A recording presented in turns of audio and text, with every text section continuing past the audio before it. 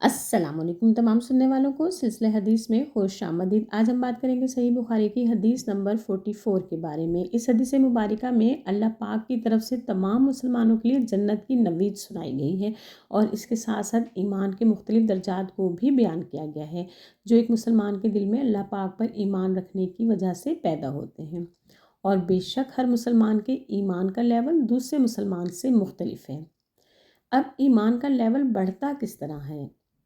अल्लाह पाक की ज़ात को दिल से वाहिद रब मानते हुए इंसान जो भी नेक अमाल करता है, वो नेक अमाल जो अल्लाह पाक के पसंदीदा हैं, उनको खालिस अल्लाह की रज़ा के लिए करना और तमाम बुरे और हराम कामों को अल्लाह पाक की नाराज़गी के सबब छोड़ना ही दर हकीकत अल्लाह पाक की ज़ात पर मुकम्मल ईमान रखना है।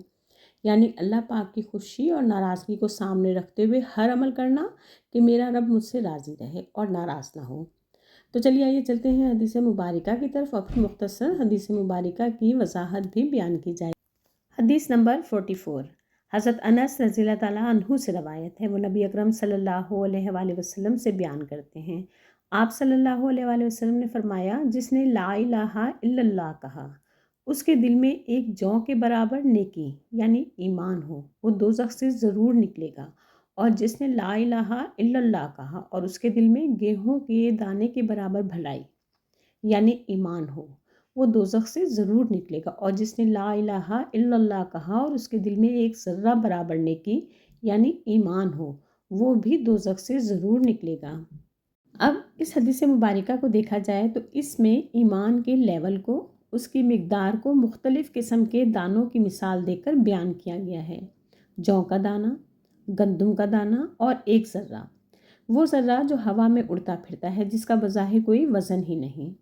अब अल्लाह सुब्हाना ताला की रहमत, उसकी मोहब्बत देखिए कि हर वो शख्स जो दिल से अल्लाह पाक पर ईमान रखता है, उसकी वहदानियत को एक मानता है, बेशक उसके ईमान का लेवल एक ज़र्रे के बराबर हो, बाल आखिर उसका ठिकाना जन्नत ही है। लिहाजा अपनी सज़ा भुगतने के बाद वह ज़रूर जन्नत में दाखिल कर दिया जाएगा।